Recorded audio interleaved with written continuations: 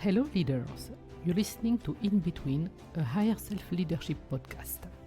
I'm Valarie, a business coach and leadership mentor. In my podcast, I wish to share my awareness on higher self-leadership and how we can integrate it in our leadership practice every day and see results. Higher self-leadership is in the awareness. Hello everybody. Today's topic is around acceptance.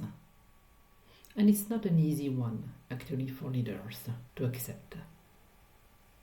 I wish I was told earlier in my career path that actually accepting is one of the greatest leadership strengths.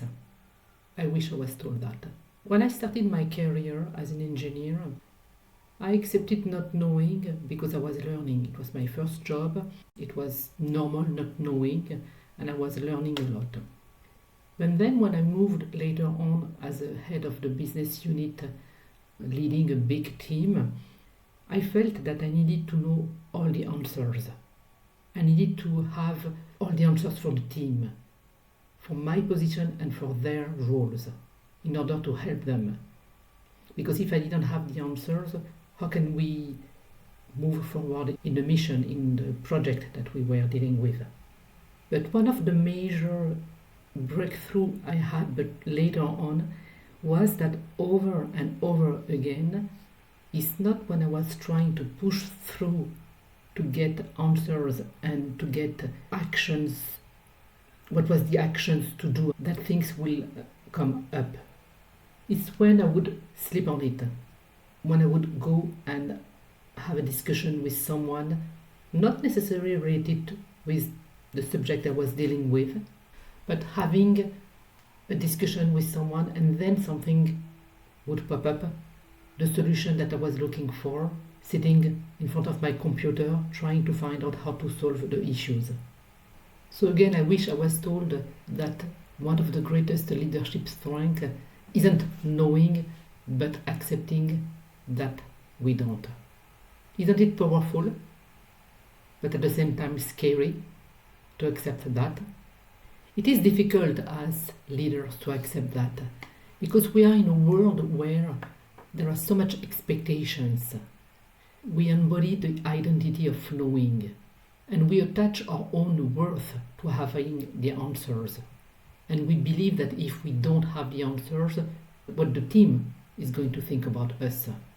We might feel that we are losing control if we don't have the answers. Actually, control is such an illusion.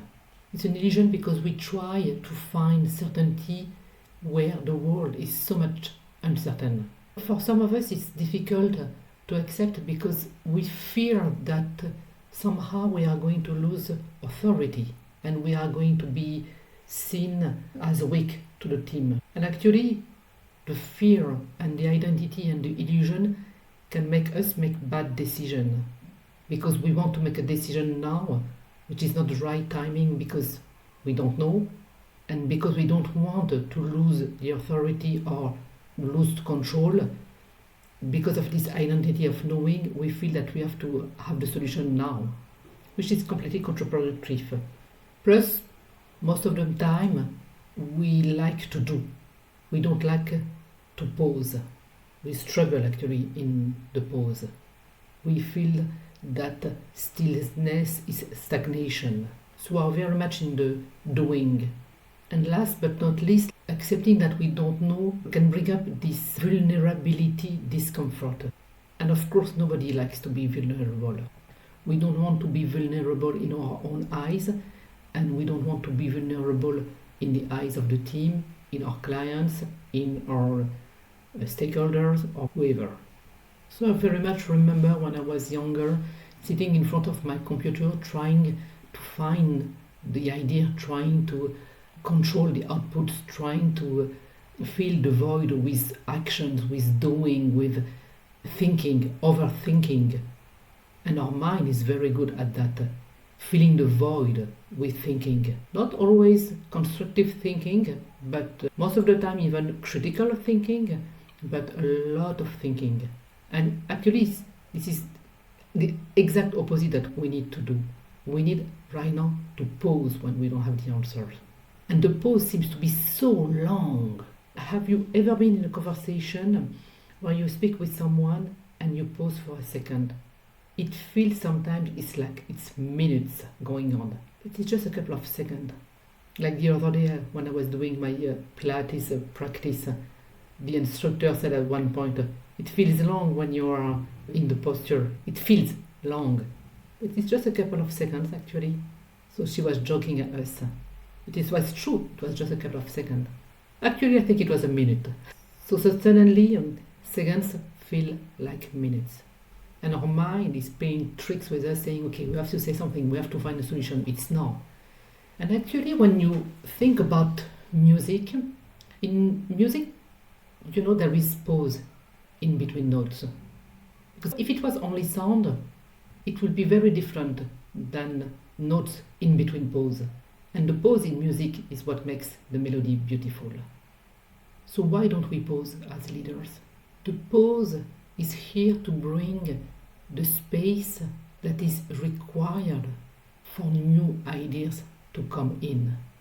If there is no pause and I'm filling every minute, every second with thoughts, with actions, with control, with doing, there is no space. There is no stillness from the mind.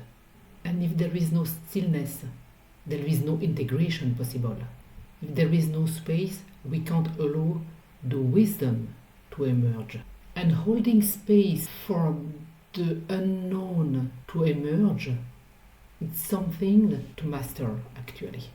Holding space for the unknown to emerge is a super strength for leaders.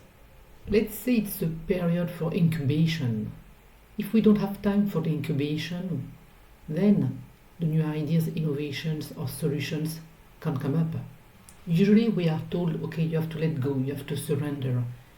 And I always say it's not easy to let go and to surrender, especially when you are in the uncertainty, when you feel insecure maybe, where you are afraid that the team will feel insecure. If you are on a boat and you are scared because the sea is very rough, very agitated, it's not the time to say, okay, let go, surrender. We won't do it. So that's why those words are difficult. But if we say, okay, it's okay to not knowing, it's okay to not control right now, it's okay to pause right now, and it's okay to embrace that pause until the new things, the innovation can come in. Because if there is no space, nothing new can come in. This requires, of course, a deep trust in our vulnerability. Later on, there will be another podcast about vulnerability and what it means in the leadership world. It's in the void that the new can come, can emerge. This requires, of course, cognitive flexibility, being able to pause, being able to do, being able to surrender, being able to take action. Give yourself the permission not to know and at the same time trying to find answers. That's what I mean by cognitive flexibility. And this is a real strength for leaders to have. Know when you have to stop, know when you have to do, know when it's time to take actions, know when it's time to sleep on it. It's like spending time decelerating and accelerating, like in the car. It's time to accelerate right now, it's time to decelerate right now. And this requires discernment, of course. When is it time to pause and stop and to contemplate? When is it time to go inside? And when it is time to go outside and to bring out new ideas? The more we will embrace the duality, like doing, being, space, doing something, taking actions, the more we will embrace the duality, the more flow will happen. Actually, it's within the duality and being able to stay strong with the duality that will unlock the flow.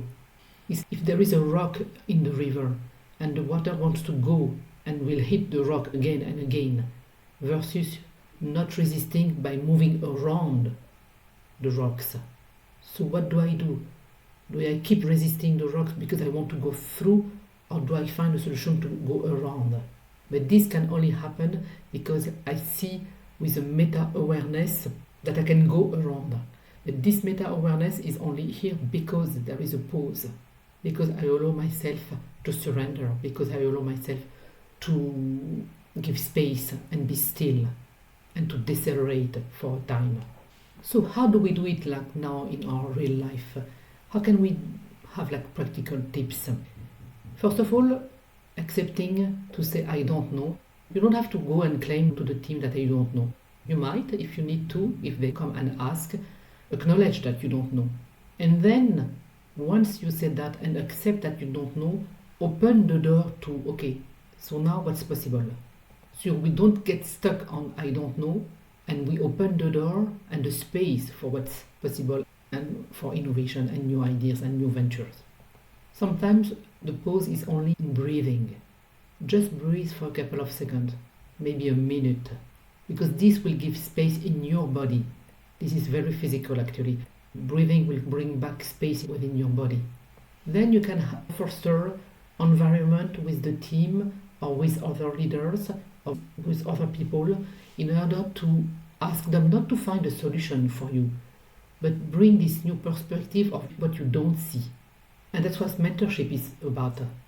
Mentors are not here to find a solution for leaders. They are here to foster a space, again the space that we've been speaking about since the beginning of the podcast. Mentors are here to foster a space where leaders can land. And usually because there is this space, ideas are coming at the speed of light actually. And every time I don't know, please remember this is a signal for growth. I'm going to learn something new. I'm going to learn how to deal with that. And I will be stronger afterwards. Not weaker, stronger. And if we are able to see the paradox of the powers come because I'm surrendering to receive, not because I push through all the time. So that's another way to see the power. And that's why I'm speaking about the paradox. Because usually when we speak about power, we think about strength and go and do more and do bigger. And it doesn't mean that we don't want to do bigger. It just means that the power is as well in the surrendering to receive, to get new ideas. Sometimes the pause is a couple of seconds just to breathe. Sometimes the pause is a couple of minutes. Sometimes it's a couple of days. Whatever it is, it's what it is required. Because if it doesn't come up right away, it means it's not ready. Something is not ready to land.